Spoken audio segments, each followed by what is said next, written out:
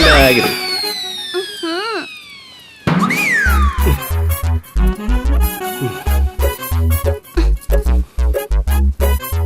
अरे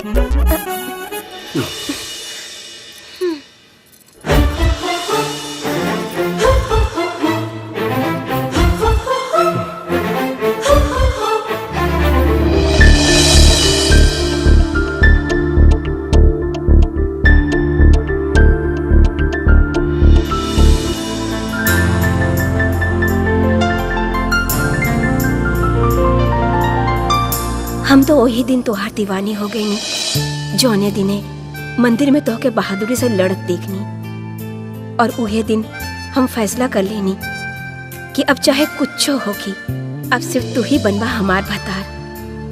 भोलेनाथ की कृपा से तोरा पावे के हमार संघर्ष पूरा हो गई।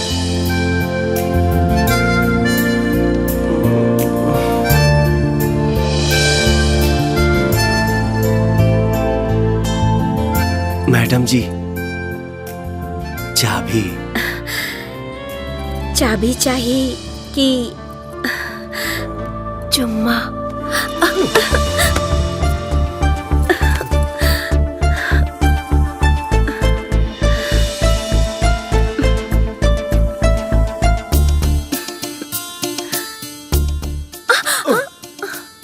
काहे छटपटात बाड़ा?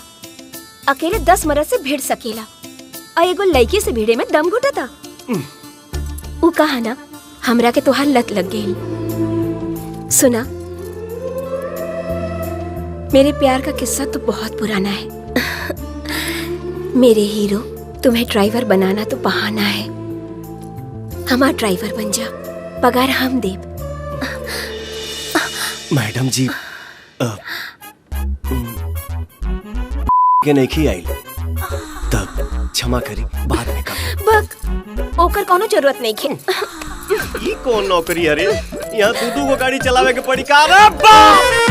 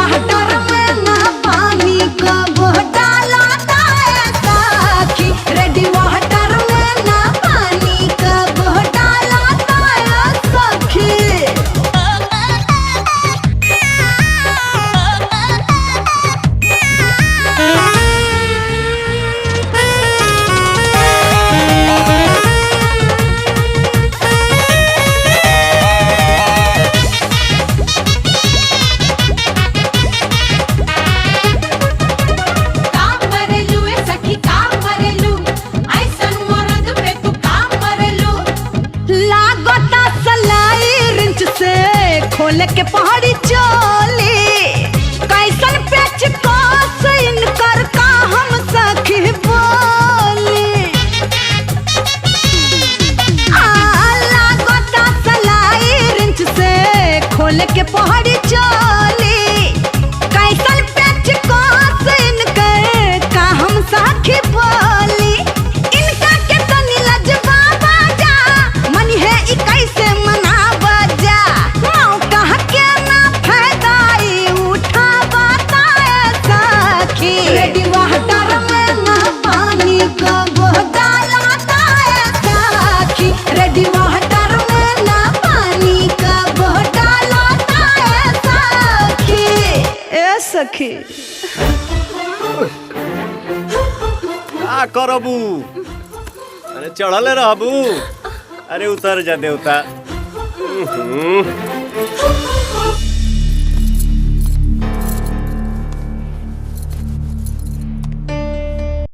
माई हम काल से ड्यूटी पर ना जाए। काहे बाबू?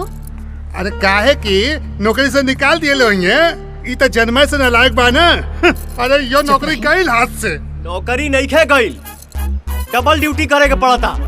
ये कहाँ का इंसाफ है जी? बताई, पैसा था एक ड्यूटी के और काम करा 2 ड्यूटी। जाए जाके पैसा बढ़ावे के बात करी उनका से। पगार के बात नहीं खे माई। तका बात बा, तका बात बा।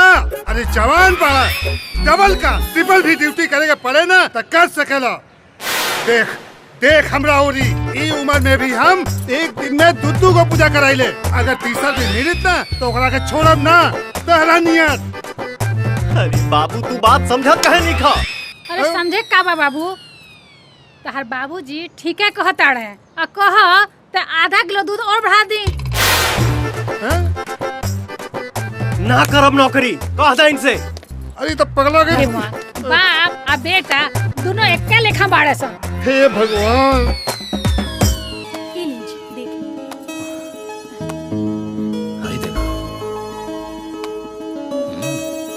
अरे देखा बेटी। अच्छा मालिक, भानु। आज के काम बताई। तो ऐसा करा, पेट्रोल पंप चल जा। हमार दोस्त मेजर साहब के लड़की बड़ा दूर से आवत थड़ी। शिकायत के कोनो मौका ना मिले के चाहिए। और हाँ, गाड़ी बड़ा ध्यान से चलैया।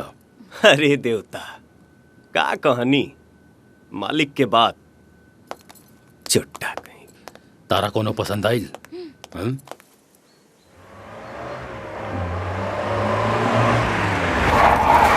तू देखो राजा आ गई। राजा?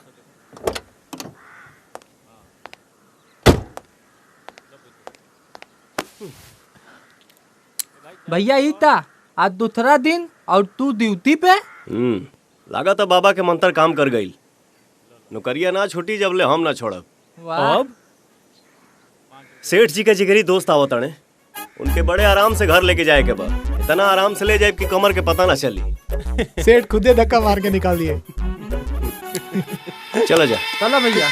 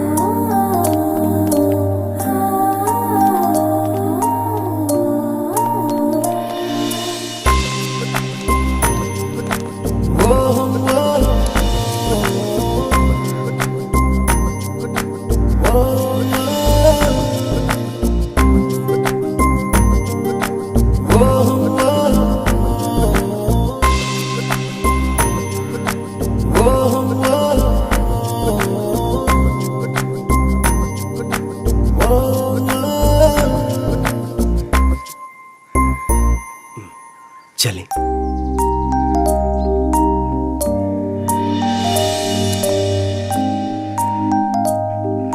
सामानवा रख। जी भैया। जी भैया।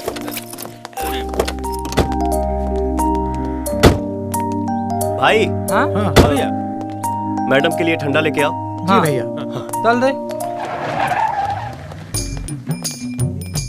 देख ले रे, लड़की मिलल तो दोस्ती गई ताक पे। प्यार के भूत का बाप का पूत। चुप, दोस्ती गई भाल में, चल थाले चल।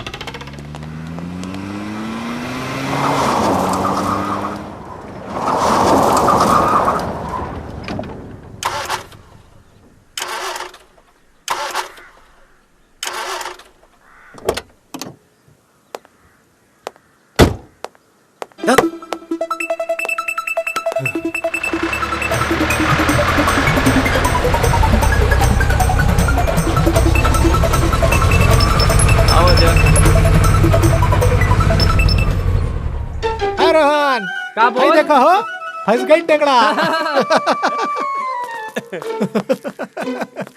अब आइल ना, उठ पहाड़ के नीचे।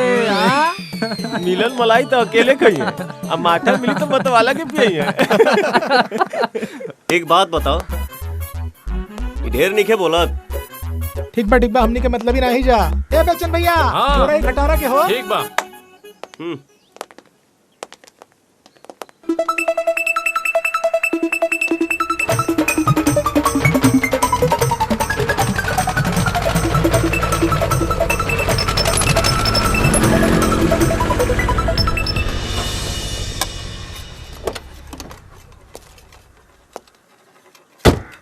एक कबूतर तनी गड़िया देखबा।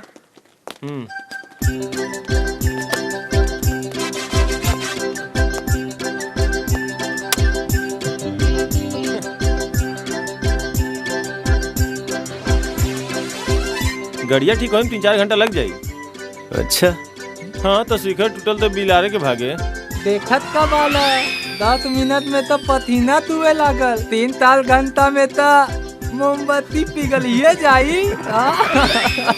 ठीक है तो कहा था। ए हरी भैया, बन जाए तो फोन कर दिया। मैडम जी, बगले में हमारो घर बा, अगर आपको कोई ऐतराज ना हो तो चलिए, टाइम पास हो जाएगा। ठीक है चलिए। बन जाए तो फोन कर दिया। माई, माई, आप बैठिए। माई कहाँ भी? अरे माई मंदिर गेल बाड़ी और बाबूजी बाजारे।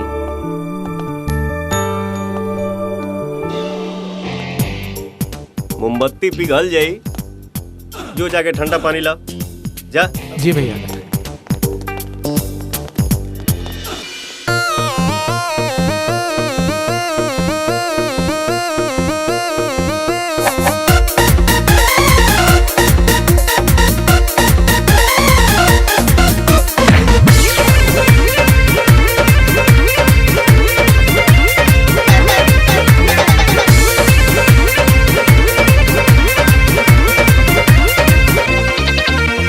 बड़ी टंच माल भैया लेके बड़ा आइल, कते मिजाज हमर बाटे गनगनाइल। अरे बड़ी टंच माल भैया लेके बड़ा आइल, कते मिजाज हमर बाटे गनगनाइल। गड़बड़ होता हमर दिशा हो, चाहे हमरो के हिस्सा, हमके सुनाब मत किस्सा हो, चाहे हमरो के हिस्सा।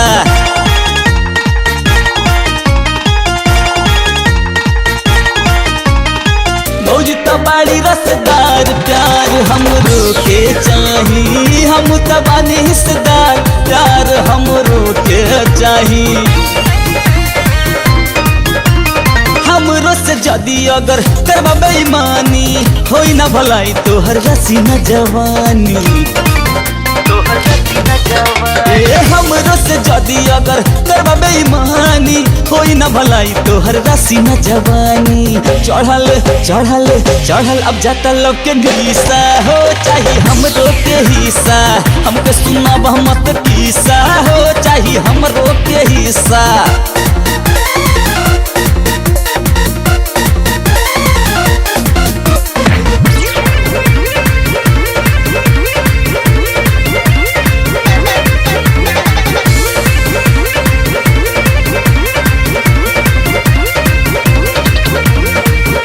अभी लइका बाबू मत कर जिद रे, तोहरा से होई नहीं मामलाई सीध रे।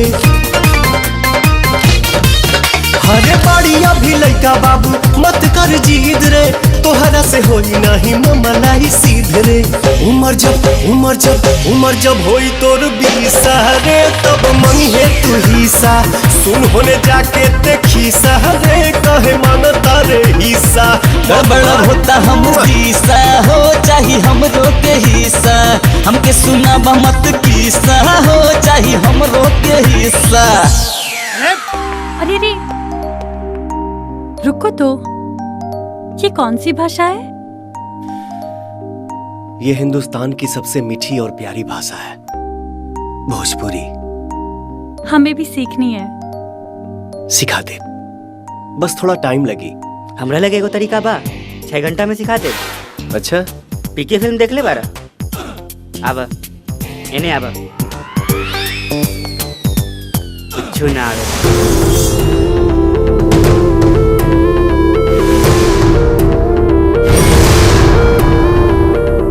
रिएक्शन 6 घंटा बाद देखिए।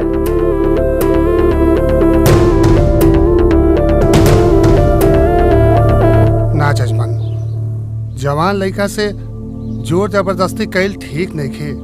ओकरा बतियौला से लागेला कि ओकर काम करे के मने नहीं खे। ठीक बा, बानल बनिया से तब बाजार लागी ना। ओकर मन नहीं खे तय में कोनो जोर जबरदस्ती भी नहीं। ली राउर बेटा आ गई। अबे पूछा तनी का समस्या बा।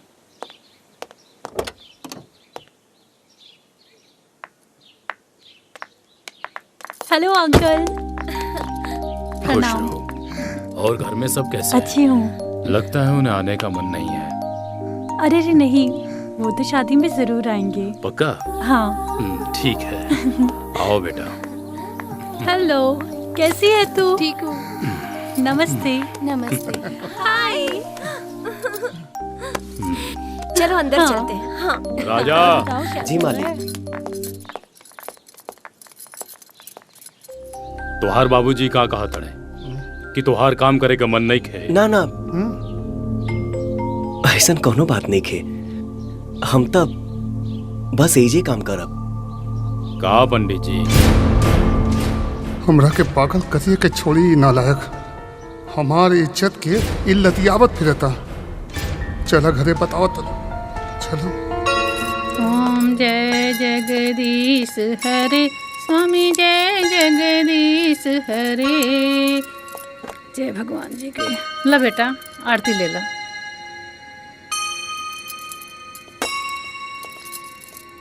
माई फोन आइल बा। हेलो माई। एकर माई तहार माई मर गईली। हमरा 2 गो औलाद बड़ा सन, जय और राजा। आज के बाद एक घर में कबो फोन मत करिए अपना माई खातिर। माई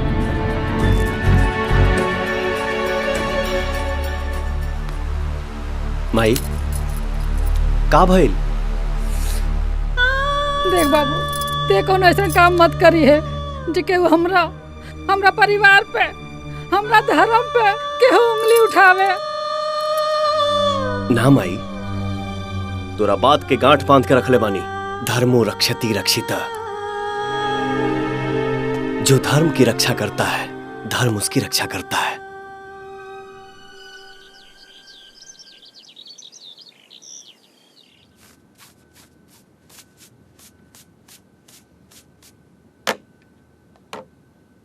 राधा बिना आधा रूप बा कन्हैया के या ही?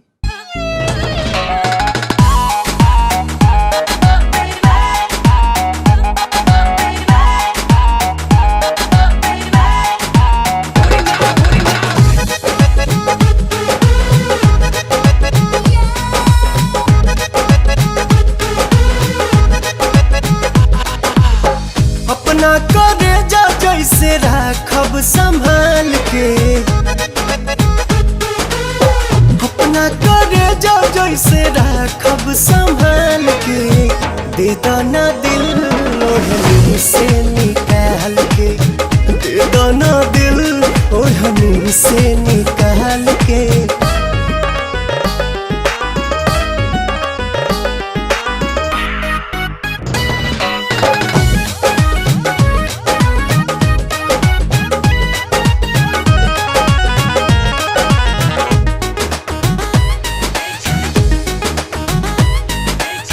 सोचल सपनमा के तू ही बाड़ू रानी, सोचल सपनमा के तू ही बाड़ू रानी, कद हवाले हमें अपन जवानी रानी, कद हवाले हमें अपन जवानी, कल कबूल जानी जा बतिया टाल के, कल कबूल जानी जा बतिया टाल के, दे दाना दिल दिल दिल दिल, दे दाना दिल लोढ़नी से निकाल के, दे दाना दिल लोढ़नी से निकाल के।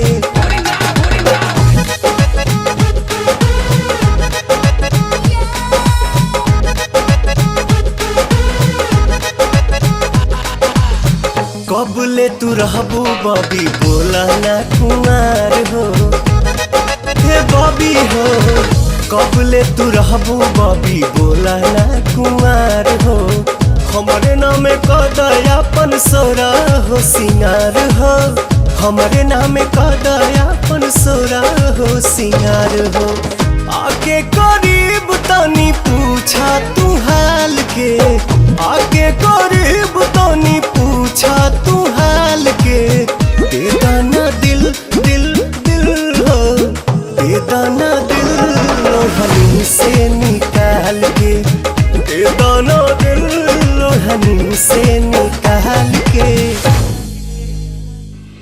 धड़केला तोहरे नामे करे जावा कुहू का बना हो, ये डार्लिंग कहिया होई तोहरा से मिलनवा। बड़ा खुश नजर आवा तारा, का बात बा? का बात रही रे? हाँ तार ड्यूटी भौजी के देखे के बा ना। सुबह सुबह भौजी भौजी पर के पते ना पर अतिया दही चूरा। अरे सुन, आज हम सत्य प्रकाश जी से छुट्टी ले ले बानी, लड़की देखे जाए के बा। लड़की देखे? हाँ। एकर का जरूरत बा? तुहके जरूरत नहीं है, बाकी हमके जरूरत बा ना। अरे कबले चूल्हा चौका करब हम? पहले काम ना करत रही त काम के लेके चिल्लात रहा लोग, और जब काम करे लगनी तो शादी के लेके चिल्लात रहा जा। नहीं के शादी करे के, अभी हमार उम्र का भइल बा। हाँ? अरे बाबू सुन, रानी हम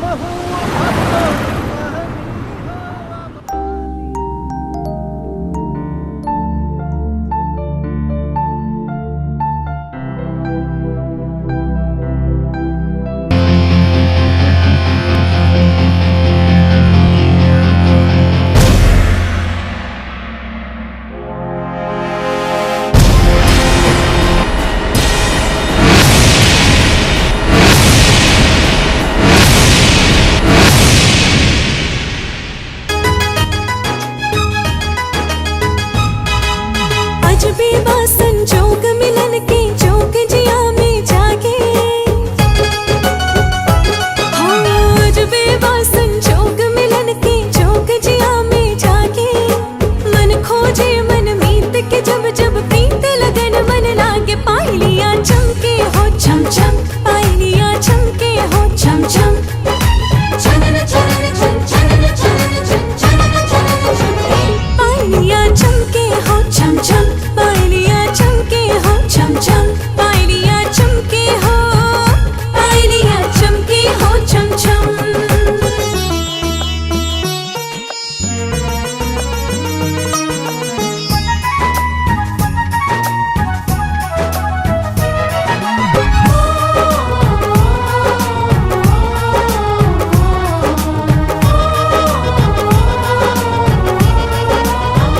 छनन छन चूड़ी खन के, खनन खन खन के कंगना, एक ही धुन के रहने गावे मन सजना सजना, के हो जब दिल में बसेला, नेह के रंग चढ़ेला, पाँव धरती पे रहेला, मनवा आकाश छुएला, दीवानी हो मैं, दीवानी दीवानी हो दीवानी दीवानी हो, दीवानी हो, दीवानी तेरी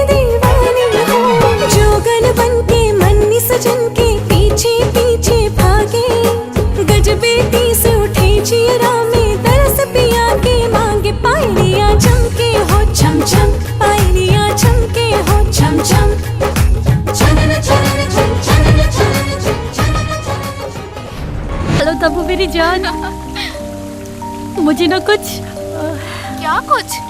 अरे कुछ होने लगा है। अरे तो डॉक्टर को दिखाओ। अरे स्टूपिड, कुछ कुछ होने लगा है। या अल्लाह, लगता है तुझे प्यार हो गया है। इसका कोई इलाज नहीं है। तू तो कहीं कोई इलाज नहीं है। हाँ जानो, पर कर पाओगे तुम बगावत? क्या? खुद से नहीं, परिवार से, समाज से और देश दुनिया से। तब वो मेरी जान, मुझे न इसकी कोई जरूरत नहीं है, क्योंकि मेरे पापा मुझसे बहुत प्यार करते हैं। वो वही करेंगे जो मैं चाहती हूँ, क्योंकि मैं उनकी लाडली हूँ। ओके बेबी, तुम आ कब रही हो? अब तो तुमसे मिलना ही पड़ेगा अब्रॉड जाने से पहले। ओके बाय। बेटा सबके कार्ड भेजवा देला। जी बाबूजी, गांव वालन के भी बुला ले ली हैं। बस इतना कार्ड रह गई है, हम बांट देब। ठीक बा। पापा आज हमार सहेली के बर्थडे बा, हमके जाए के पड़ी। ड्राइवर के यहाँ काम पड़ सकेला, हम खुद चला लेब और जल्दी लौट आइब। हाँ हाँ, जल्दी लौट के अबू, हमके पता बा। हवाई जहाज नियन उड़ के जइबू और अबू। यहाँ काम करे खातिर बहुते लोग बा। तू राजा के लेके जा। ए राजा। हाँ मालिक। मोना के संगे जा और गाड़ी आराम से चलैया। जी। जा बेटी, जल्दी आइया।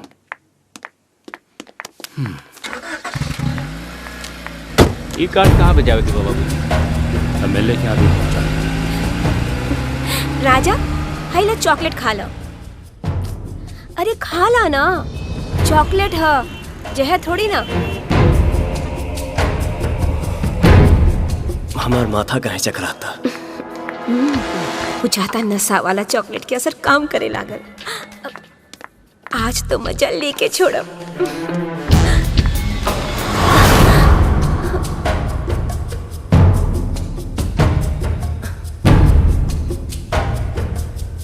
बर्थडे तो एक बहाना था, मुझे तो तुम्हें यहाँ लेकर आना था। मने कहा चाहता रू? कुछ ना, हम जितना तुहार करीब आवे नहीं, तो हमसे उतना ही दूर भागेला।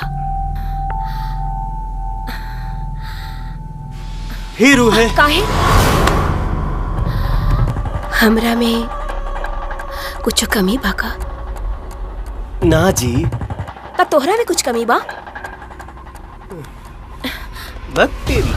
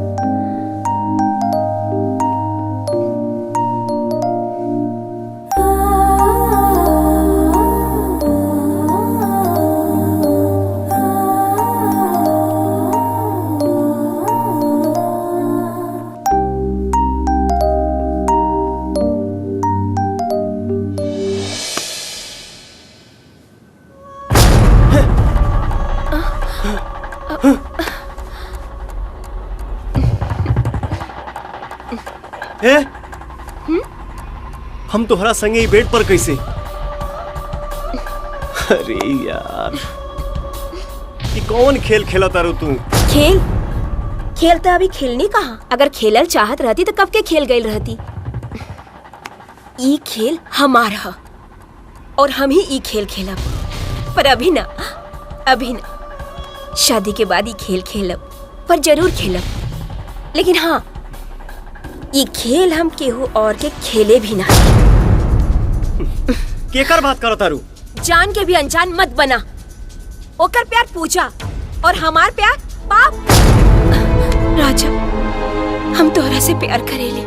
I love you। ये नहीं खे हो सका। तू कहाँ और हम कहाँ? हमरा तोहरा बीच में अमीरी या गरीबी के बहुत बड़ खाई बा। खाई? ये खाई कुछो नहीं खे। खाई का होला अभी देखा बतानी। ओकरा प्यार में जब अनहड़ा गइल बाड़ा ना कि यू के हा, हम अभी देखा बतानी। चला।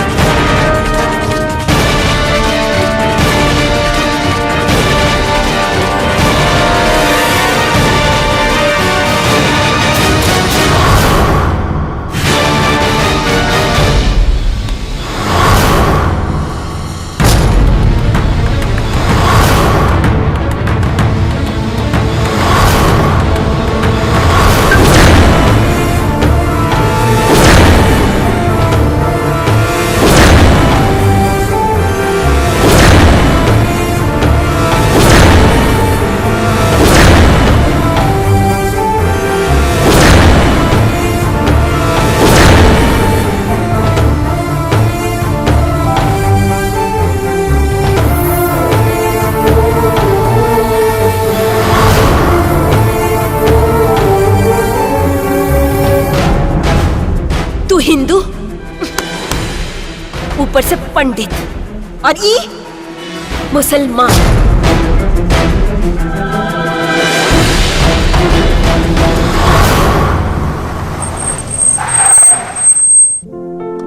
आई देखा आ गई ले। आइए अस्सलाम वालेकुम। वालेकुम सलाम।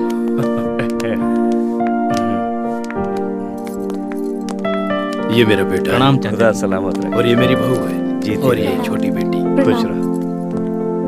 आइए बैठिए। आप ही का इंतजार था, बैठिए। अरे यार, हमने तो उम्मीद ही छोड़ दी थी कि आप आएंगे। इंसान को आखिरी दम तक उम्मीद नहीं छोड़नी चाहिए, यही तो हमारी ट्रेनिंग थी। इस जमी को आसमां और आसमां को जमी कर दे, लेकिन खान अपना वादा कभी नहीं भूलता। अरे नहीं यार, मुस्कान बिटिया अकेले आई थी ना, इसीलिए। क्या कह रहे हैं जनाब? अरे बिटिया अपने घर ही तो आई है।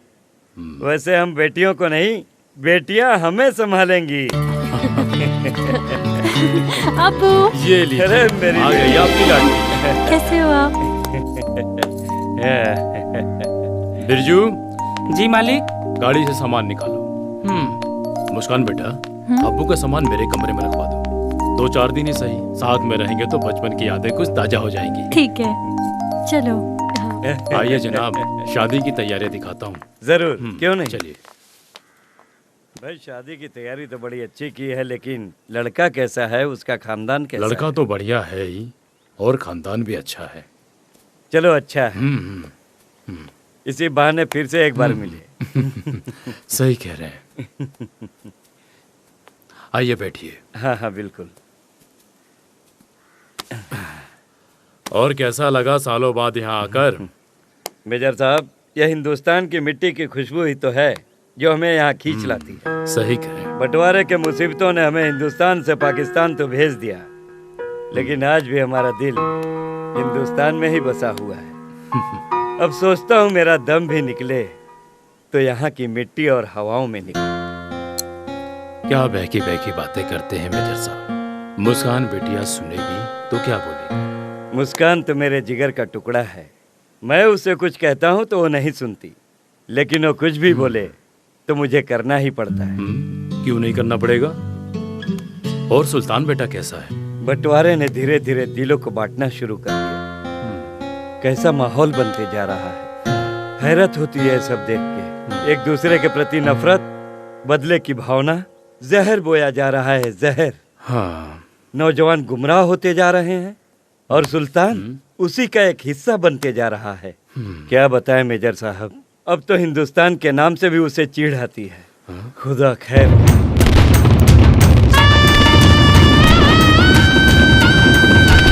ओम मंगलम भगवान विष्णु मंगलम गरुड़ध्वज मंगलम पुंडरीकाक्ष मंगलाय तनोहरि।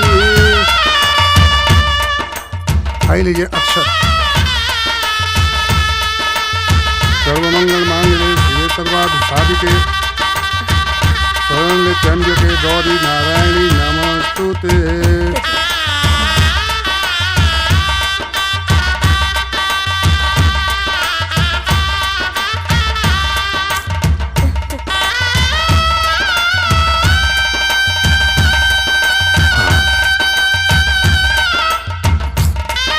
अब दुल्हा दुल्हन फेरा ले लो।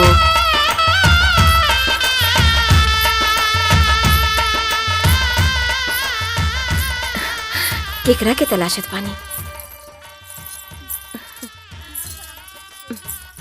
अगर तुम मेरी नज़रों को पढ़ सकती हो तो ये भी समझ सकती हो कि किसे तलाश रही हूँ।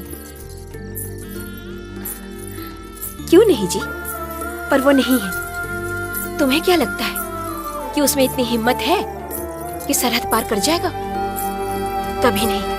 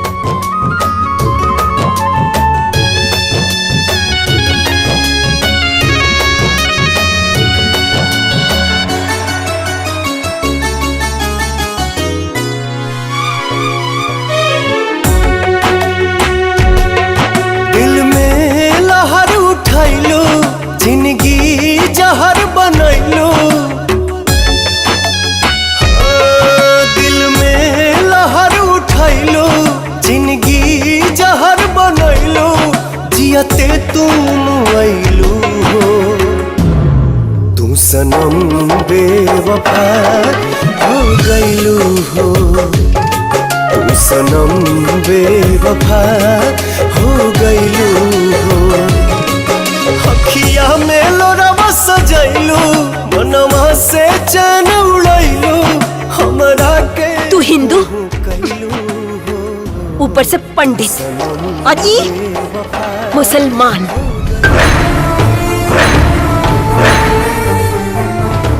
माई मर कर कौन माई चाहे जैसे।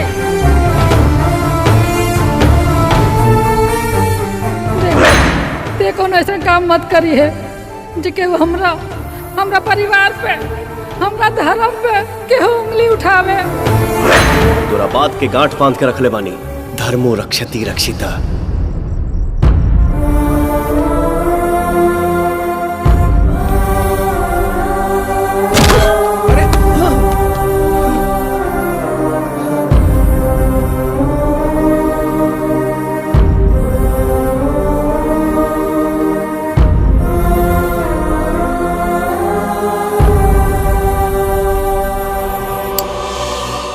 हे भोलेनाथ,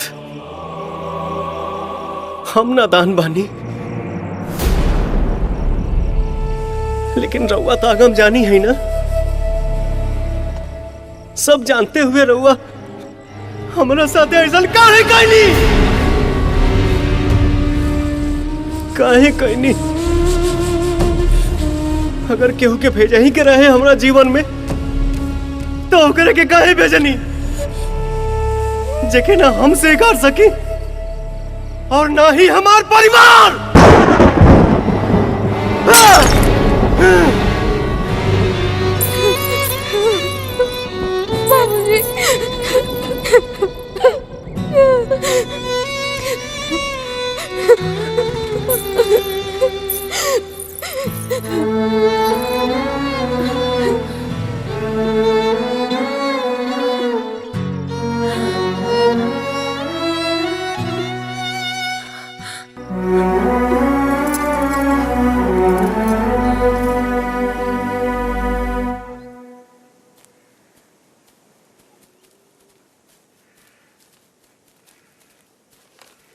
अब जान।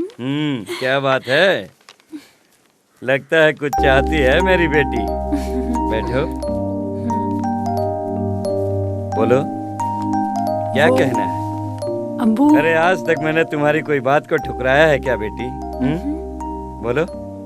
अब्बू मैं वो कहना चाहती हूँ कि जब मैं हिंदुस्तान आई, मुझे यहाँ पे एक लड़का मिला जिसका नाम राजा है। मैं उससे बहुत प्यार करती हूँ अब्बू। मुझे कुछ नहीं समझ में आ रहा था कि मैं आपको कैसे बताऊं कि वो लड़का हिंदुस्तानी है, बहुत ही अच्छा लड़का है।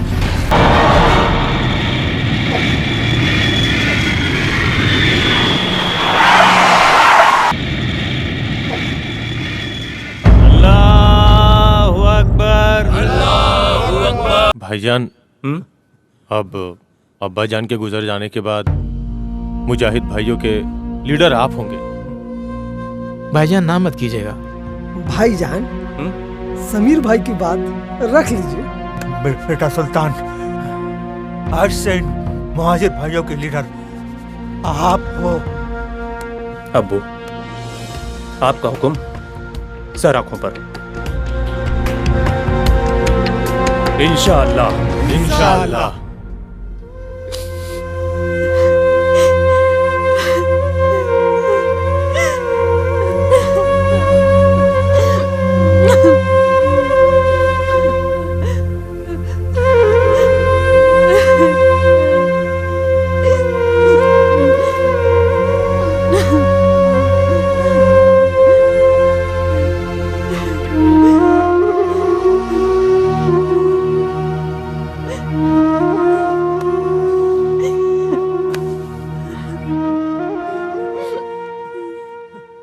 आपी, उठ जा आपी।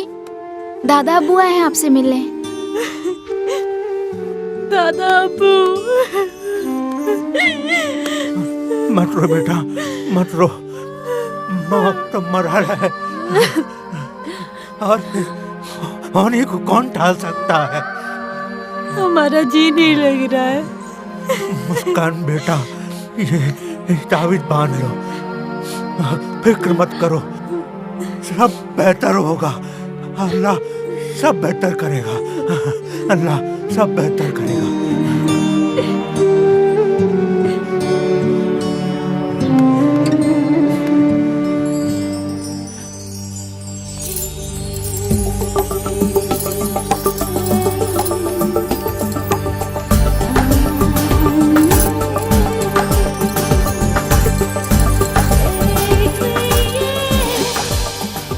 अरे चल हट, जब देखो मेरे रास्ते की रुकावट बनी रहती है।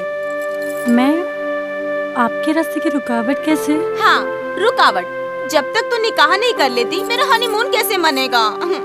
वो कैसे?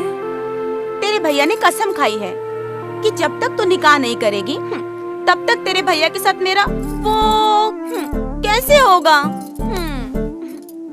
ए मुस्कान, कर लेना निकाह, अपने नहीं तो कम से कम मेरी फिक्र तो कर। मिल जाने दे इस उफनती नदी को उस सागर से, वरना बाढ़ आ जाएगी और सब कुछ बहा के ले जाएगी। अरे लैला, नीचे आ तो।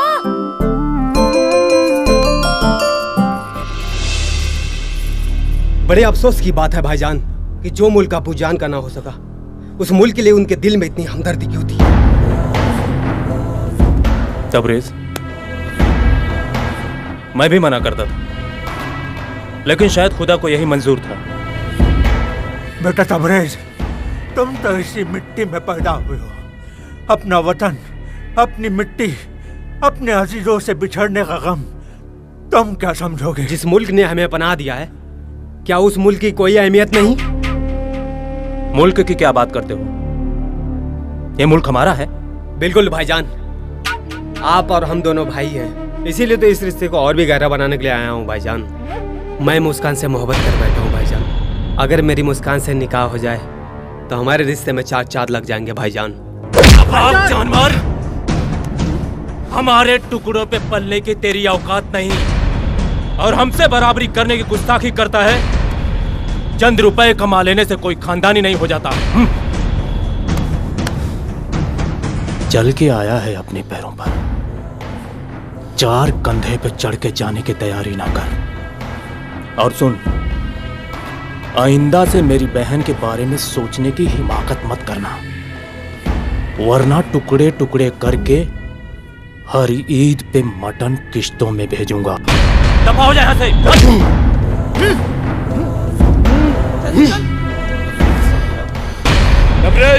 तबरेज, मेरी बात सुनो। मुस्कान मेरी है और मेरी होके रहेगी। देखता हूँ मुस्कान की निकाह किससे करवाता है। नहीं छोड़ूंगा इस सुल्तान के बच्चे को। वो उस्तानी मुजाहिदीन तेरे बाप को नसीहत दे रहा था, बेइज्जत करके अपने घर से निकाला है। कह रहा था कि मेरी परवरिश में कोई कमी है। मैं बताऊंगा कि हमारी परवरिश में क्या कमी है। तबरेज, उसकी इज्जत की ऐसी धज्जियां उड़ा दो कि नाक रगड़ता हुआ आए, अपनी बहन का रिश्ता लेकर उसे जूठा कर दो, और जूठा कोई नहीं खाता।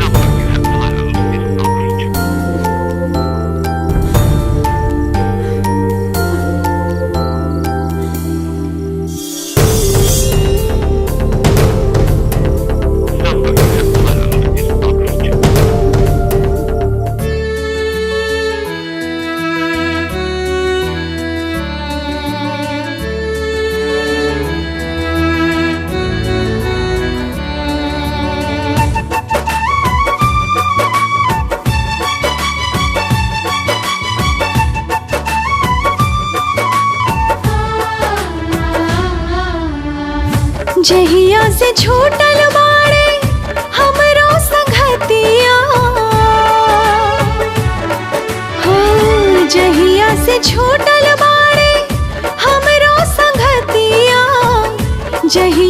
छूटल बाड़े हमरो संगतिया तहिया से बानी परेशान हो।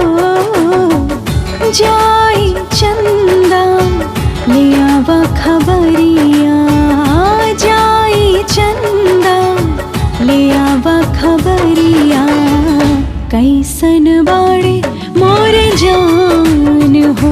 ए चंदा कैसन बाड़े मोर जान हो।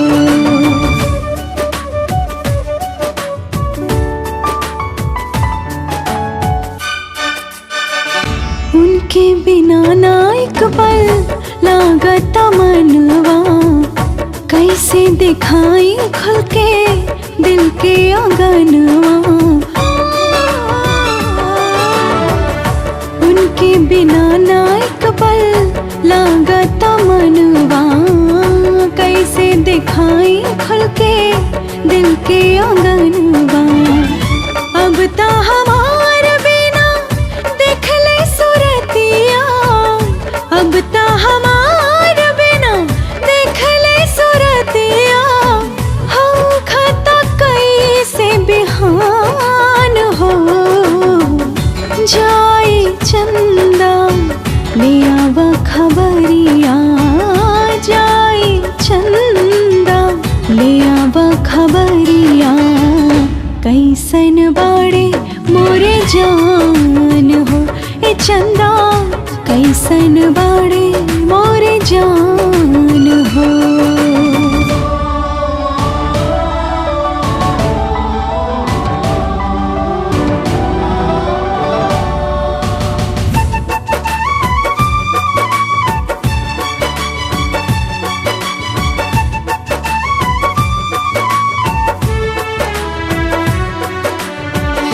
हमरे नियन हो होई है अकेला, कैसे बताई कैसे रतिया कटेला। हमरे नियन हो होई है अकेला, कैसे बताई कैसे रतिया कटेला। सहले सहात नइखे अब ई जुदाई, सहले सहात नइखे अब ई जुदाई। पपिहरा भइल बापरान हो। जाई चंदा ले आवा खबरिया, जाई चंदा ले आवा खबरिया, कैसन बाड़े मोरे जान हो। ए चंदा कैसन बाड़े मोर जान हो। अल्लाह, ये इस्लामाबाद में क्या हो गया? दादा अब्बू। सलाम भाईजान। वालेकुम सलाम भाईजान। हम बोलोगे भी कुछ? मैं यही हूँ। सलाम वालेकुम दादा अब्बू। वालेकुम सलाम। दादा अब्बू, एक खुशखबरी है, बहुत बड़ी खुशखबरी है। दादा अब्बू, हमने मुस्कान के निकाह के लिए बशीर के भाई अजगर को पसंद कर लिया।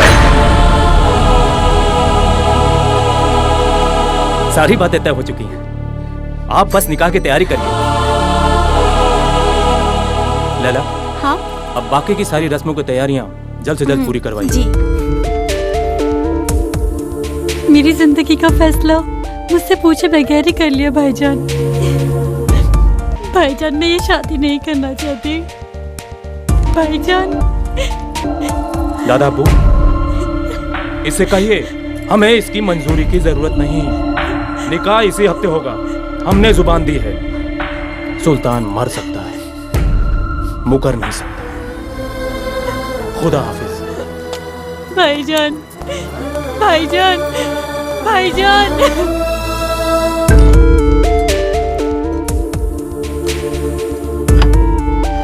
क्या ढूंढ रही हैं आप ही? पासपोर्ट। पासपोर्ट तो भाईजान के पास है। भाईजान के पास है? तो क्या वो ये सोचते हैं कि मैं यहाँ से भाग जाऊंगी? नहीं, उनकी रगों में जिनका खून है वही खून मेरी रगों में भी है रुखसार। रुखसार, मैं मर जाऊंगी पर मैं ये निकाह नहीं करूंगी। अब हमारे अब्बूजान नहीं रहे आपी जो तुम्हारी सारी जिद पूरी करें। सुल्तान भाईजान को तो जानती हो ना तुम, एक बार जो ठान लिया वही करेंगे। तुम इस निकाह के लिए राजी हो जाओ। नहीं। आई दादा अब्बू।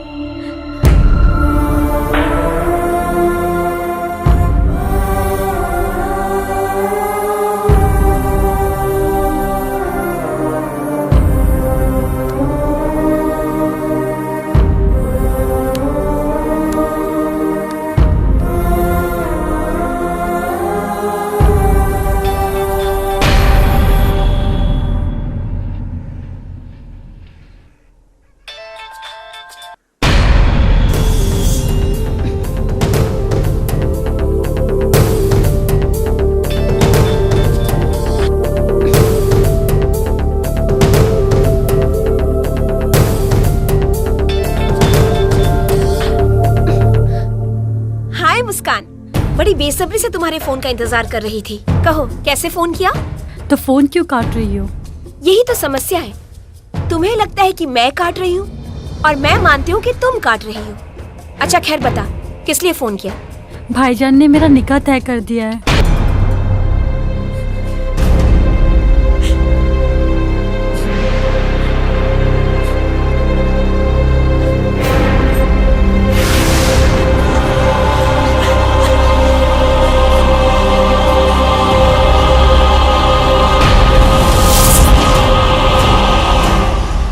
या खुदा, हमें माफ करना।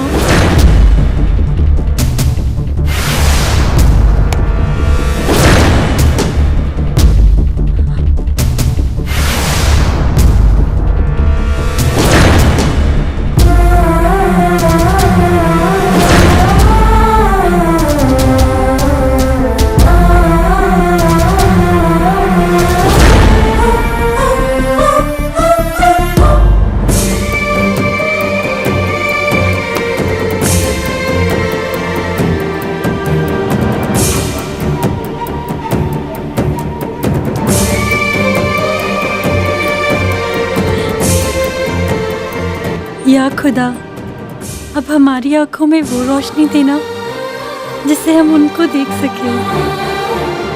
अब हम ख्वाबों में नहीं जीना चाहते। हम ख्वाब ना, हकीकत है पगली। अपन अखियां तक खोल।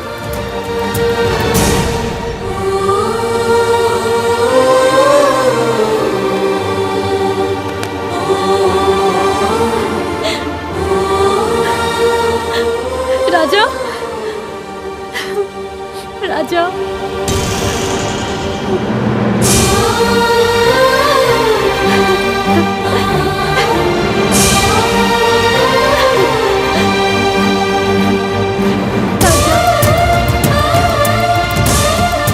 राजा प्लीज मुझे यहाँ से भगा के ले चलो। मुझे यहाँ से ले चलो, मैं यहाँ नहीं रहना चाहती। Please Raja, please please. मैं तुम्हें भगाकर नहीं, यही पाकिस्तान में 7 फेरा लगा के ले जाए आई वाली।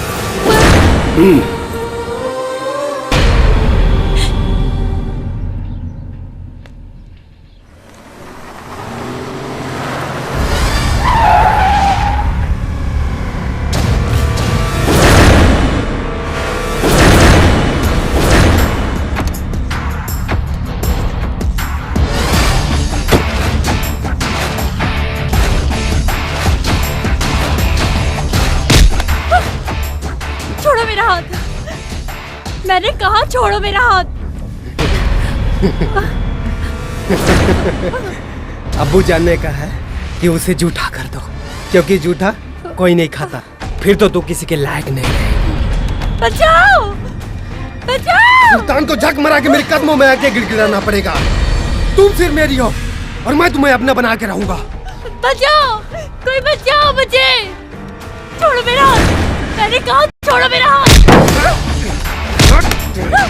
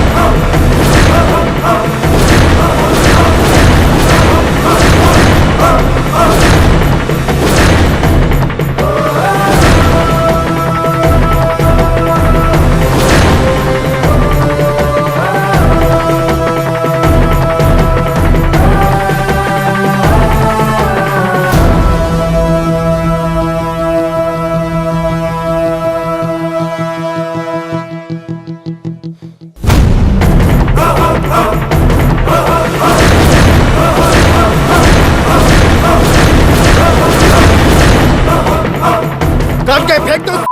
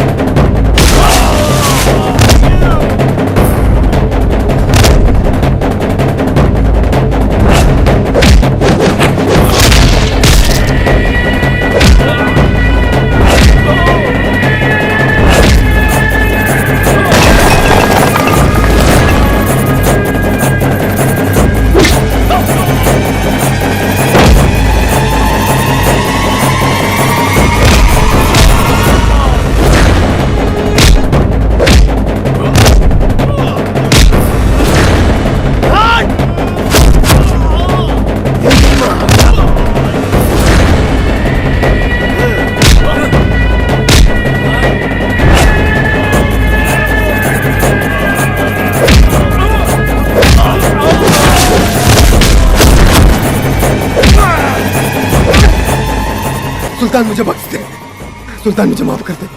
खुदा बख्श देता है उसे जिसकी किस्मत खराब होती है। वो हर किस नहीं बख्शे जाते जिसकी नीयत खराब होती है।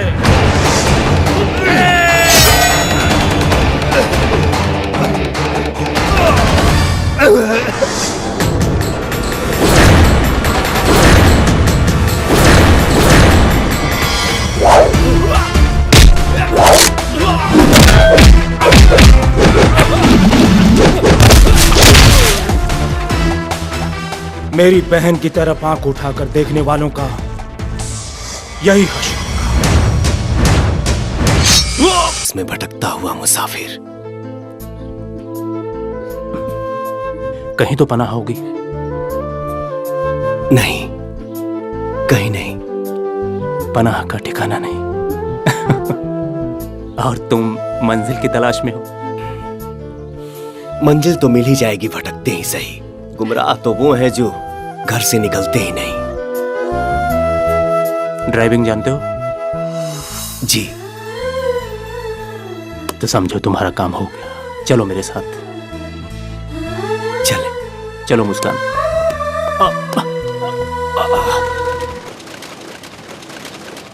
मिलता है हर एक रास्ता मोहम्मद के ये क्या? अरे बेटा ये खून कैसे बह रहा है? अरे बेटा समीर जाके डॉक्टर को ले आओ, जल्दी ले आओ जल्दी। अरे अरे दादा अबू आप घबराए नहीं, बस ऐसे ही, कुछ नहीं है। तुम्हारा नाम क्या है? राजा। राजा? राजा हसन। अच्छा मुस्तफा। जी मालिक। हसन मियाँ को इनका कमरा दिखाओ, आज से यहीं रहेंगे जी। और हमारे साथ ही रहेंगे। जी अच्छा मालिक।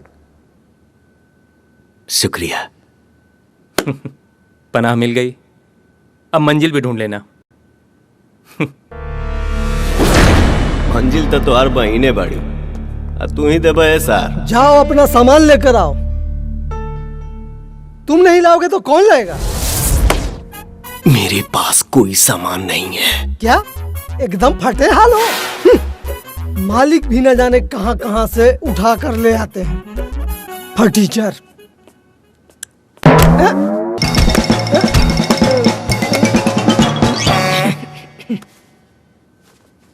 सुनो, असली मालिक सुल्तान भाई नहीं है, असली मालिक मुस्तफा है। और यहाँ मेरी मर्जी के बगैर एक परिंदा भी पर नहीं मार सकता। चलिए।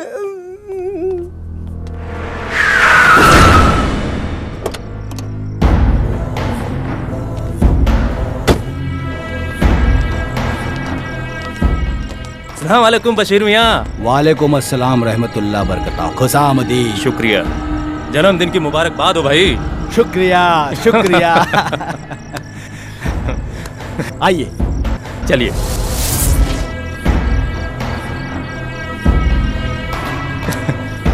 क्या बात है बशीर खान साहब,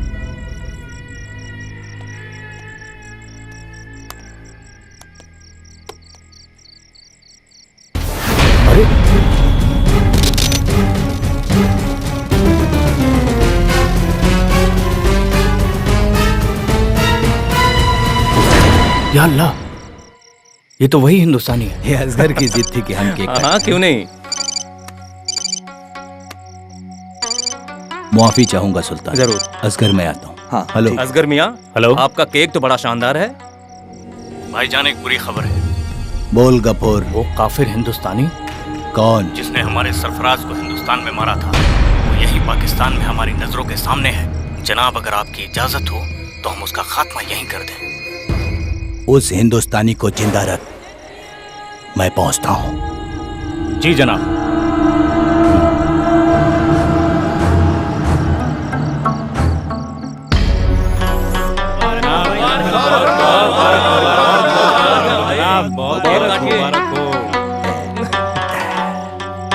ये लीजिए जनाब। हमें भी भाईजान।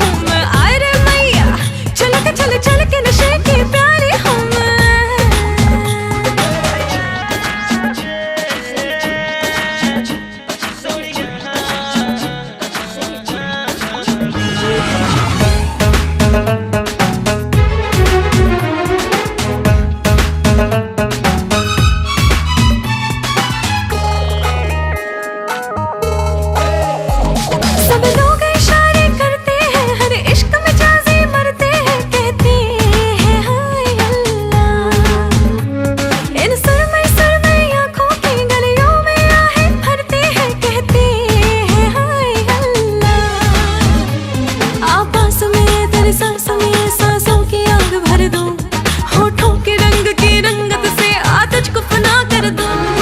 दैया रे दैया, कितनों के कत्ल कर डाले हूँ मैं। आए रे मैया, चल के नशे की प्याली हूँ मैं। दैया रे दैया, मदमस्त दामद वाली हूँ मैं। आए रे मैया, चल के नशे की प्याली हूँ मैं।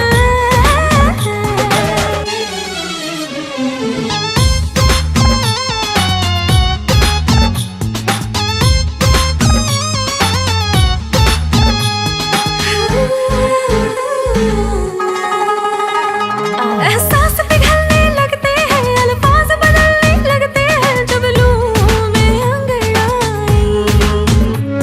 अरमान चहकने लगते हैं, अंदाज महकने लगते हैं जब लूं में अंगड़ाई। तस्कीनियों में राहत सी हो, चाहत सी हूँ मैं दिल की, तू हम सफर में हूँ डगर तेरे इश्क की मंजिल की। दैया रे दैया, दिल वालों की दिल वाली हूँ मैं। आए रे मैया, चल के नशे की प्याली हूँ मैं। दैया रे दैया, मदमस्त दामद वाली हूँ मैं। आए रे मैया, चल के नशे की प्याली हूँ मैं।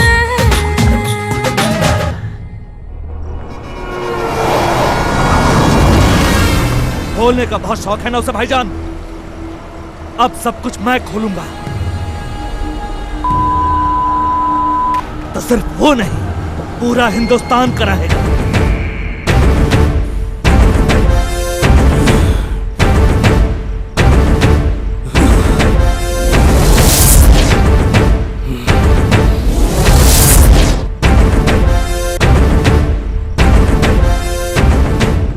अपनी गली में कुत्ता भी शेर होता है। हमारे 2-4 आदमियों को क्या मार दिया, खुद को हीरो समझ रहा है। उसकी मौत की वीडियो बनाओ और दिखाओ हिंदुस्तानियों को कि इसके हीरो के साथ हमारे पाकिस्तान में क्या हो रहा है।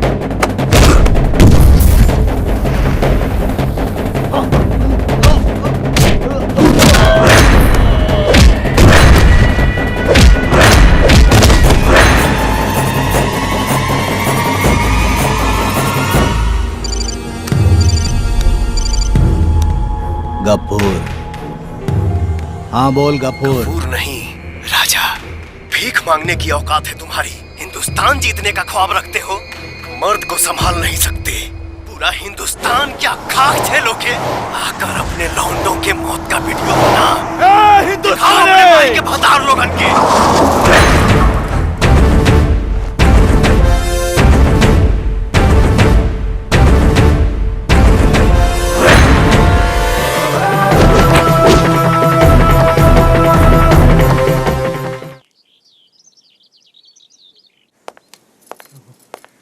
अस्सलाम वालेकुम भाईजान। वालेकुम सलाम।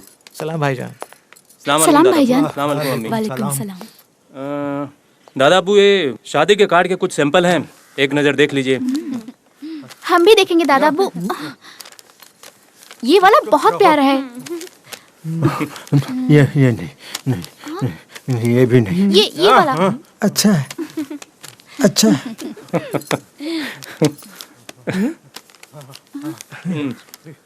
हाँ, ये वाला बहुत प्यारा है। ये बहुत खूबसूरत है जी। लो।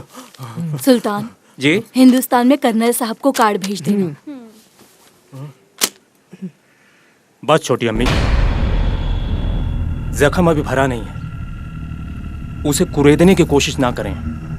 अरे बहुत हिंदुस्तान हिंदुस्तान की रट लगाए रखी हैं आप। क्या हश्र हुआ? उसी हिंदुस्तान ने हमारे दिल से अजीज अब्बू जान को हमसे छीन लिया।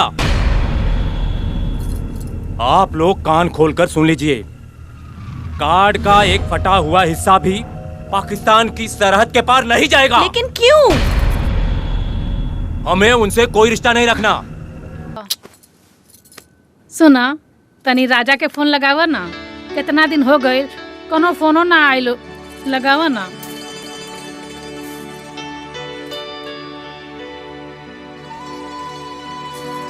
हेलो। हेलो। हाँ भैया, कैसन बारा? लमाई से बात कर ला। हेलो। माई गोड़ लगा था। का रे बाबू जाके माई के भुला गईले ना, कितना दिन हो गए कोनो फोनो ना कइले।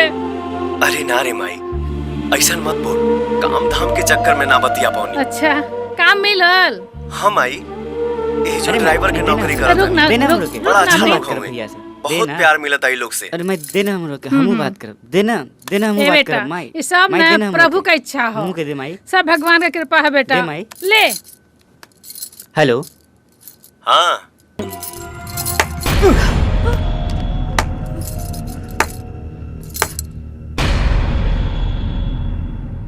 आए हाय हाय, अब मैं समझी कि कल तक उदास रह रही गुड़िया आज चहकने क्यों लगी। और जनाब, प्यार के बड़े दीवाने लगते हो। वरना यहाँ ड्राइवरी करके झग न मराते। कहाँ से हैं आप? आपकी तारीफ? लला, ये हिंदुस्तानी है। क्या हिंदुस्तानी? हिंदुस्तानी? मुसलमान तो है ना? नहीं। क्या? हिंदू है। या अल्लाह! लला, लला, तुम ठीक तो हो?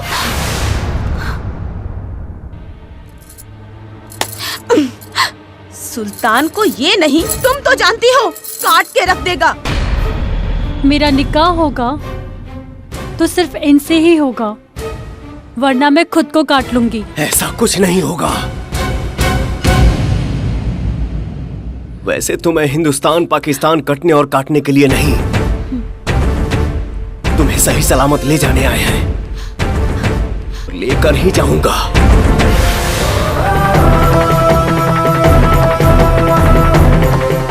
मरेंगे वो जो इस प्यार के सामने आएंगे।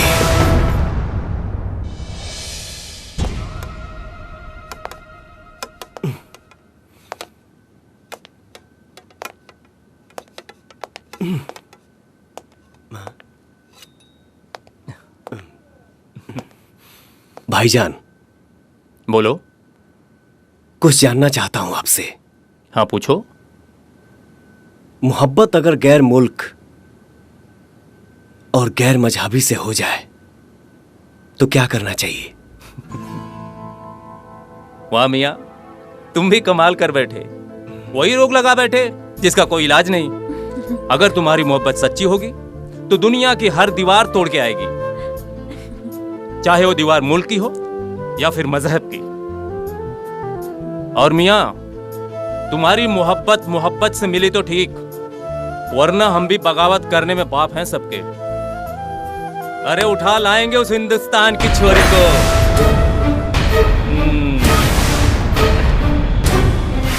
भाईजान, आफ्ताब आलम का फोन है।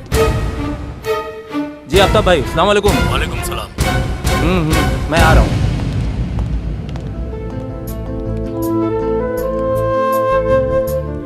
राजा,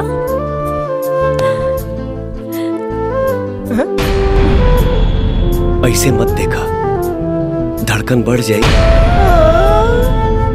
तो अटैक भी आ सकेला। राजा तुम्हें तो मालिक, मालिक।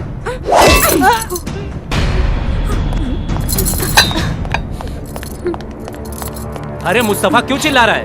मालिक मोबिल इसने पलटी नहीं किया। अरे क्या मोबिल मोबिल कर रहा है तू? मालिक गाड़ी में। भाईजान गाड़ी तैयार है, चलें? चलो। मुस्तफा दिन में ख्वाब देखना बंद कर, चल मेरे साथ चल। मालिक दुनिया की सबसे मीठी भाषा भोजपुरी का आनंद उठाएगी आज लैला। नाचेगी दिल खोलकर।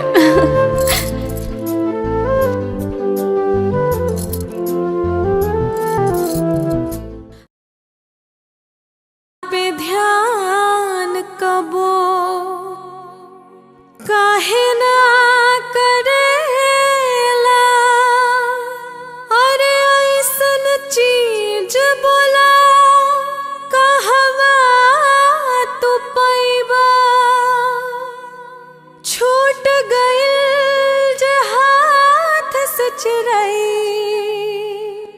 बाद में बहुते तू पछताइबा।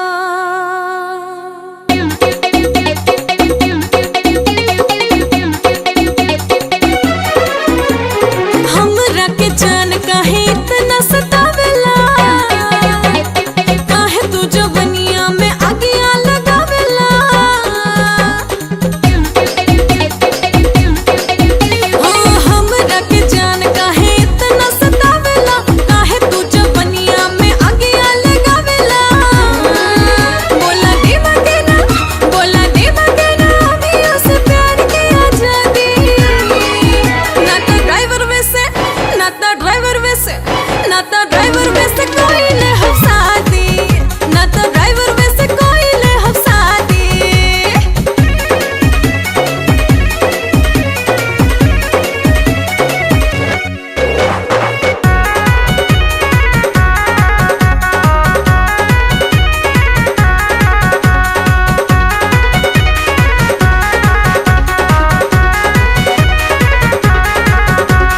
पीछा कर कर तोहरा हम थकनी, ठीक नहीं थे लागत प्यार कोई मेरी मंगनी।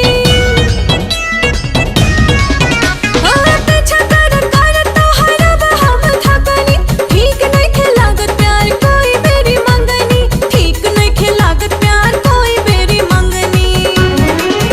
ए जवनिया के कबले तू करबा बर्बादी।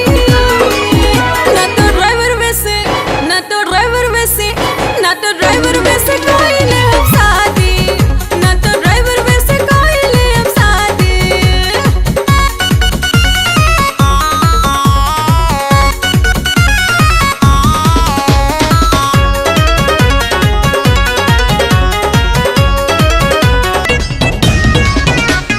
जल्दी अगर प्यार के न करबा डिसीजन, बुरा परिणाम होए होए तो हर की जन, बुरा परिणाम होए होए तो हर की जन।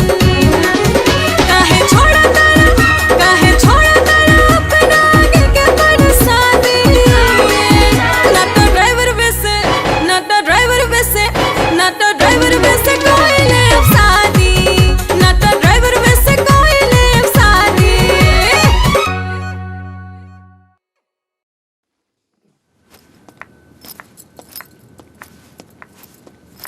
सुल्तान, सुल्तान,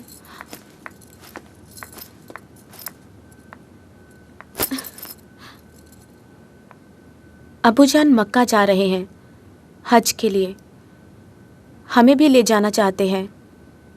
हमने हाँ कह दी है। हमारा निकाह आपसे हो, हम दुआ मांगेंगे खुदा से। सिर्फ तुम्हारी मर्जी के सरकार नहीं चलेगी, हमारी भी कुछ मर्जी है।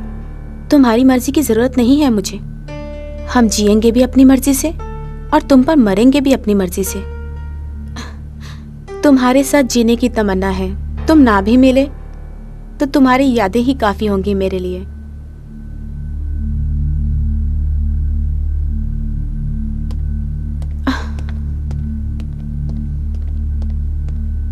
गम की परछाइयां, यार की रुसवाइयां, वारे मोहब्बत, तेरा ही दर्द, तेरी ही दवाइयां। तू है ये राजा हसन नहीं, राजा हिंदुस्तानी है। मालिक बात कर। क्या हुआ मुस्तफा, क्यों चिल्ला रहा है? मैं कहाँ हूँ? यमलोक में। जी आप कौन? यमराज। तो फिर आप यहाँ कैसे? मैं तो मुसलमान हूँ। अल्लाह! मालिक आप क्यों, क्या हुआ? याद आया मालिक, ये अच्छा नहीं है। एक गाड़ी बराबर नहीं चलाता है। कहीं ले जा करके ठोक ठाक दिया ना, नुकसान तो आपका होगा, इस साले का क्या जाएगा। जा मुस्तफा, अल्लाह खैर करे। या अल्लाह, बच गए।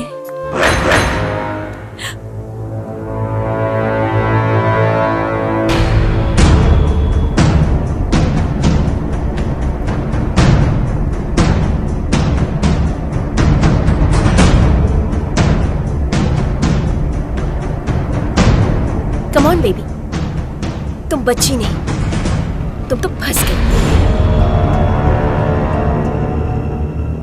मैं तुम्हें भूल जाऊं, ये हो नहीं सकता। और तुम मुझे भूल जाओ, ये मैं होने नहीं दूंगी। आदाब भाईजान। आदाब। आप सोच रहे होंगे कि मैं कौन सी नाचीज? बिल्कुल। मैं मुस्कान की कॉलेज की दोस्त तब्बू।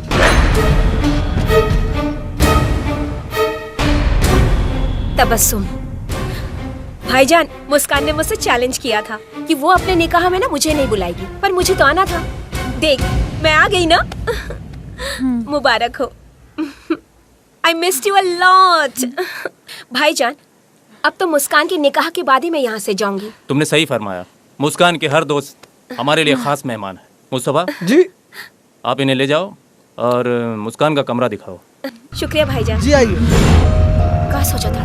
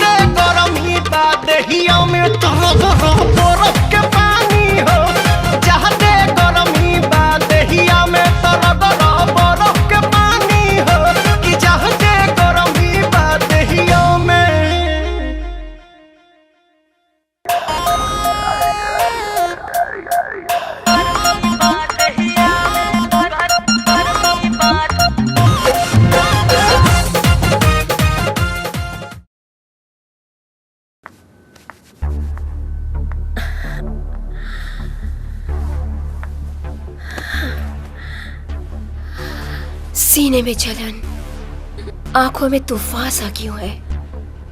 आखिर इस शहर का हर शख्स परेशान सा क्यों है? क्या हुआ? बहुत खामोश लग रही हो।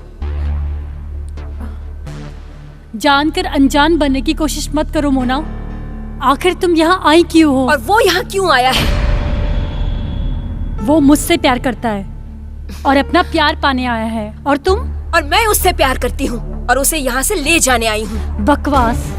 वो तुमसे प्यार नहीं करता। कौन किससे प्यार करता ये इम्पोर्टेंट नहीं है बेबी। इम्पोर्टेंट ये है कि जीत उसी की होती है जो चाहत की बाजी जीत जाता है। तुम मेरे भाईजान को नहीं जानती।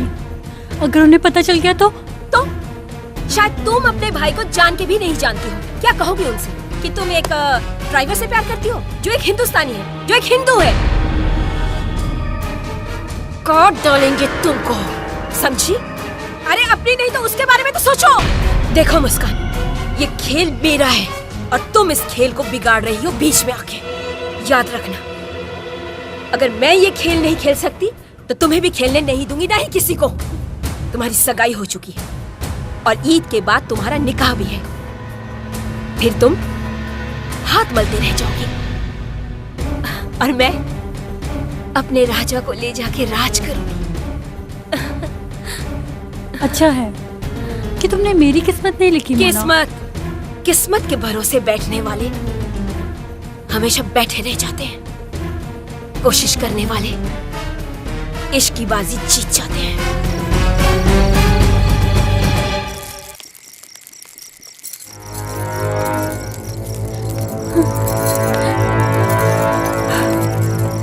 किसी गैर की अमानत बनने से पहले मैं अपनी जान दे दूंगी राजा।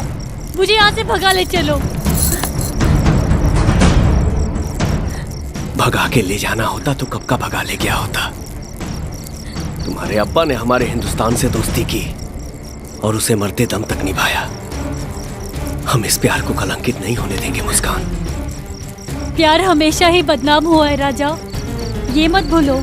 ये वही समाज है जिसने लैला मजनू हीर रांझा किसी को एक नहीं होने दिया, क्योंकि ये समाज प्यार को कोई रिश्ता ही नहीं मानता। भले ही ये समाज प्यार को कोई रिश्ता नहीं मानता, लेकिन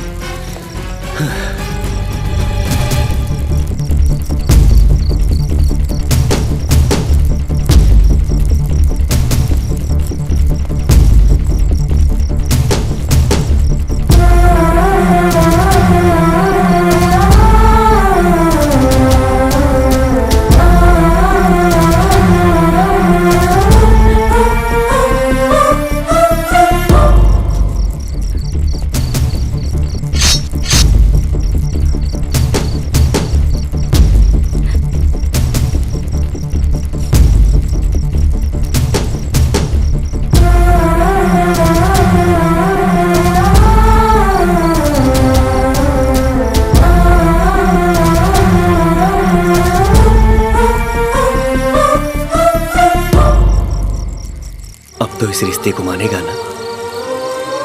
आज से तू हमार मेहरारू हो।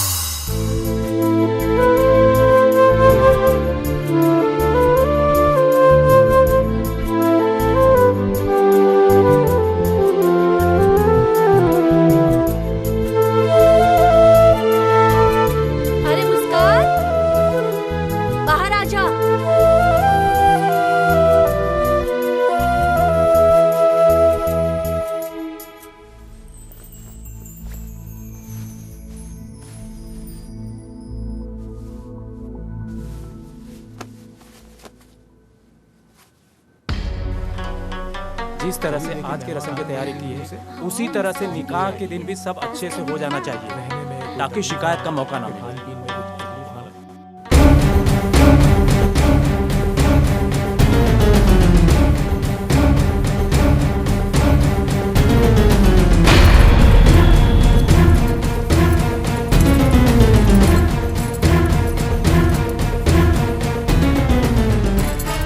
राजा, अब तो मुस्कान की भी शादी हो जाएगी।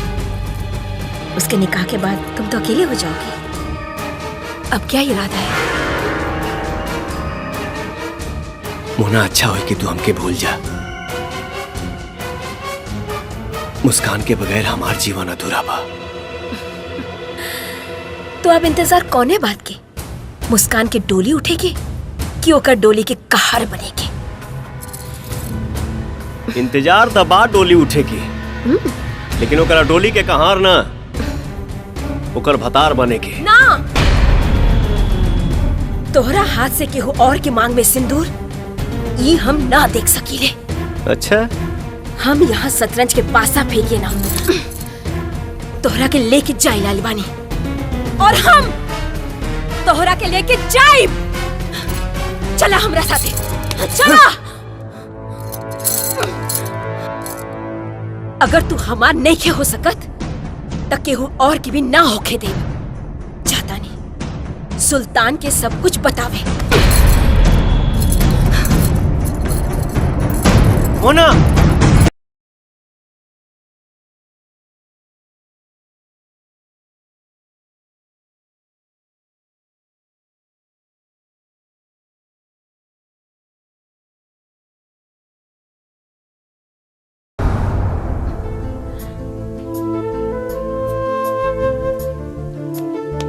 दादा अब्बू,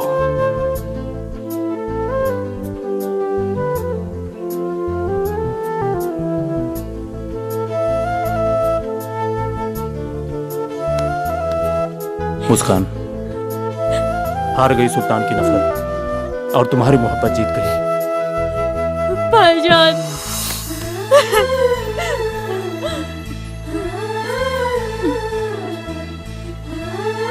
राजा, हम तुम्हारे धर्म का सम्मान करते हुए इस शादी को मंजूर करते हैं।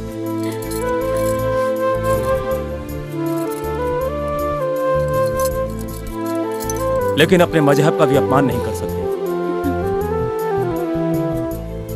भाईजान,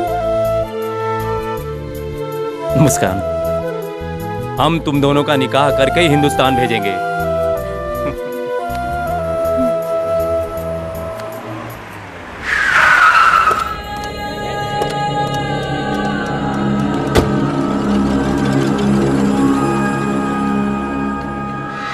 अस्सलाम वालेकुम बसीर मियाँ।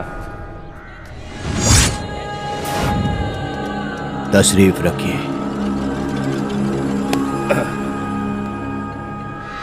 सुना है असगर मियाँ से शादी के लिए मना कर दिया सुल्तान ने। साला बोलता है मर सकता हूँ लेकिन अपनी जुबान से मुकर नहीं सकता। अपनी आबरू को हिंदुस्तान भेजेगा कमजर। ये सब उस हिंदुस्तानी की चाल है। जबान तो उसने असगर मियाँ को भी दी थी, शादी की उसने असगर से। आखिरकार है तो हिंदुस्तानी, कोई भरोसा नहीं है हिंदुस्तानियों का। हिंदुस्तानी मुजाहिदीन इन सालों की फितरत है कि यह जिस थाली में खाएंगे उसी में छेद करेंगे। मैं तो कहता हूँ इनके पर और फैले, इससे पहले इन हिंदुस्तानी मुजाहिदीनों के परों को कतर देना चाहिए। बहुत हो गया भाईजान, लोग थूक रहे हम पे, हमारी इज्जत सरेआम नीलाम हो रही है। कार्ड छपाए हम और निकाह करे कोई और, सपना देखे हम और सुहाग रात और कोई मनाए। ऐसा नहीं होगा असगर मियां। बशीर खान अभी जिंदा है। वो हम पाकिस्तानियों को रौंद के जाने की चुनौती दे रहा है। क्या हम पाकिस्तानियों के औजारों में जंग लग गया है? बशीर मियां, मुस्कान हिंदुस्तान नहीं जाएगी।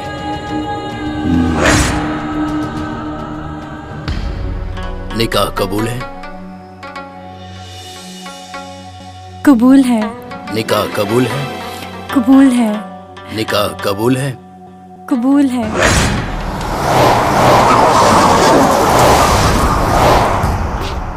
निकाह कबूल है।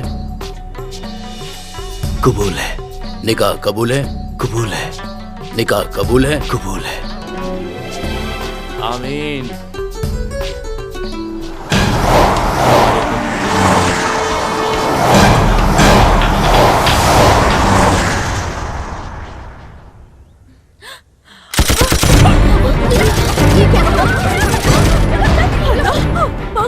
राजा, तुम मुस्कान को लेकर निकलो। नहीं। राजा, मेरी बात मानो, तुम मुस्कान को लेकर निकलो। राजा, तुम मुस्कान को लेकर जाओ। नहीं। मर्द भागता है मैदान छोड़कर, हिंदुस्तानी लड़ता है जान ठोककर। राजा, मेरी बात मानो, मुस्कान को लेकर जाओ। तुम्हें तुम्हारे प्यार की कसम। राजा, तुम्हें तुम्हारे हिंदुस्तान की कसम।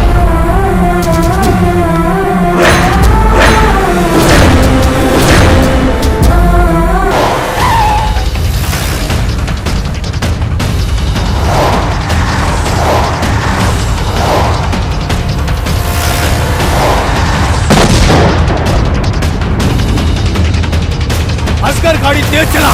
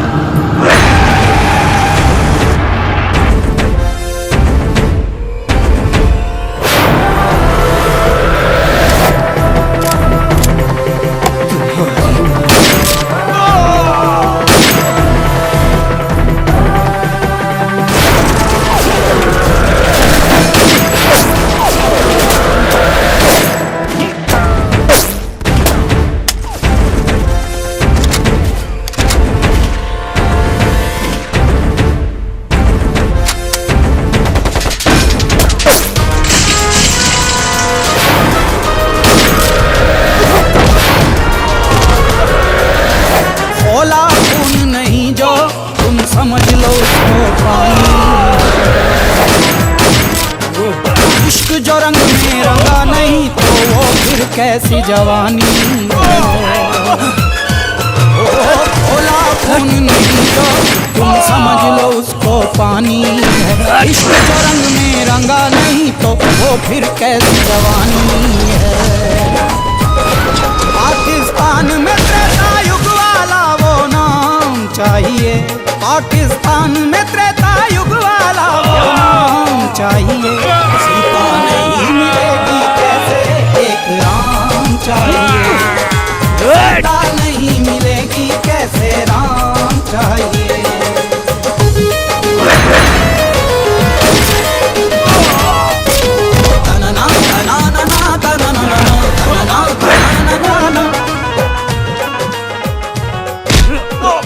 मारो इस हिंदुस्तानी को। अगर इसके हाथों से मर गए तो शहीद कहलाओगे। बारूद बदन बन जाए इश्क बने चिंगारी। है एक हिंद का बेटा देखो सब पे भारी।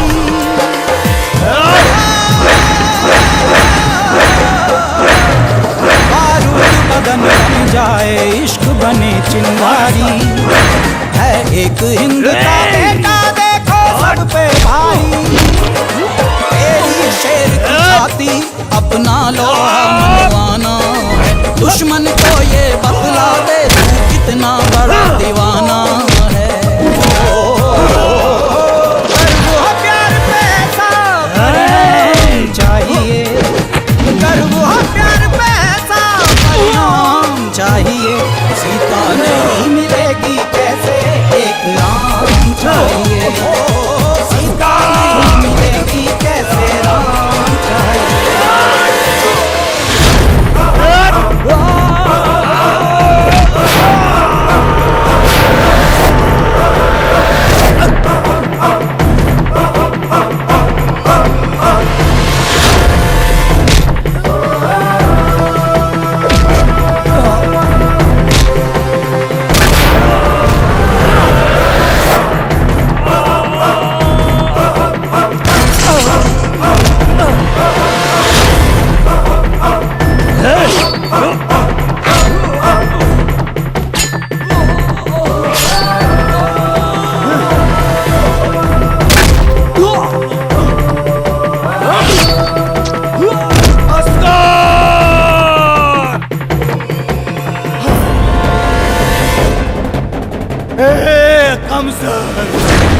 हिंदुस्तान से पाकिस्तान तक तूने बहुत दर्द दिया है। कसम है पाकिस्तान की, जलाकर तेरे मुल्क को बनाऊंगा शमशान। पहले जलेगा तू, फिर तेरा हिंदुस्तान। हिंदुस्तान मुर्दाबाद।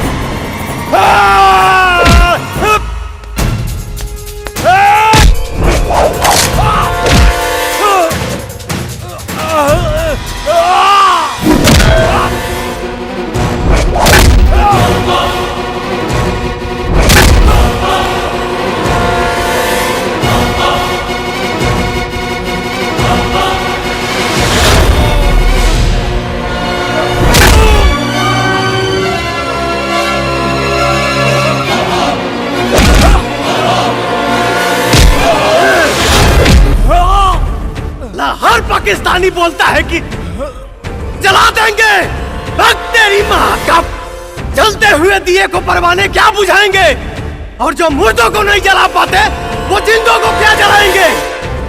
मेरा हिंदुस्तान जिंदाबाद था, है और रहेगा। और मरेगा रावण, ना रहेगी बंजर धरती, अब बरसेगा सावन। कर जाए दुनिया ऐसा अंजाम चाहिए। नहीं मिलेगी कैसे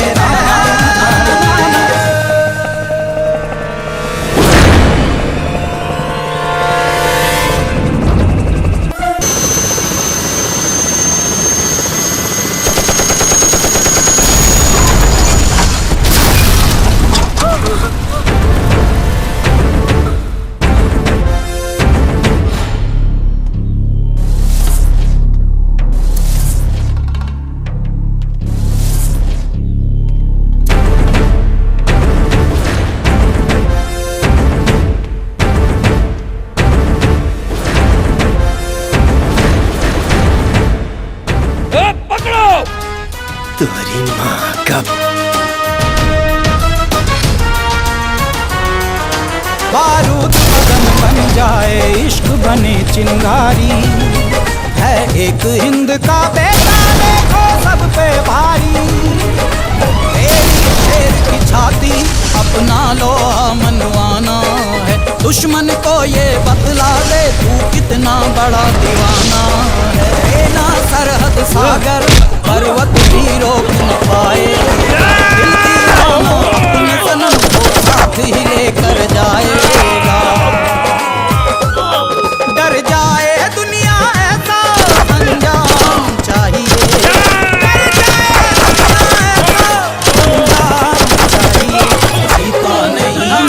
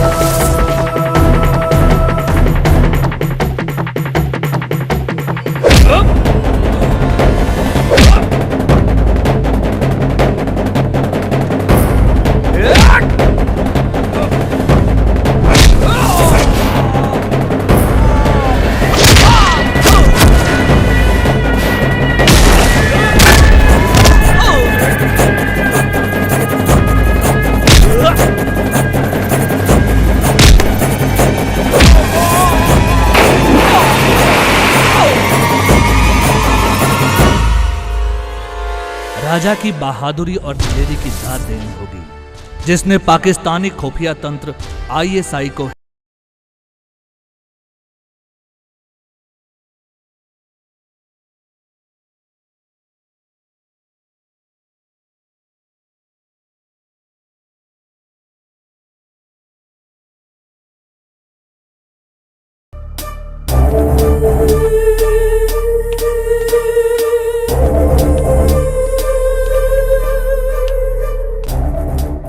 रुक जाओ इजे।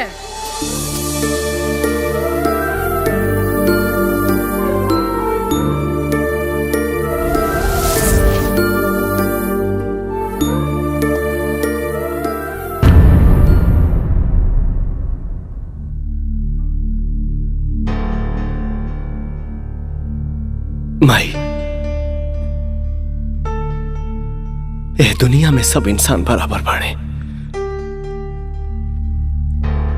का हिंदू और का मुसलमान।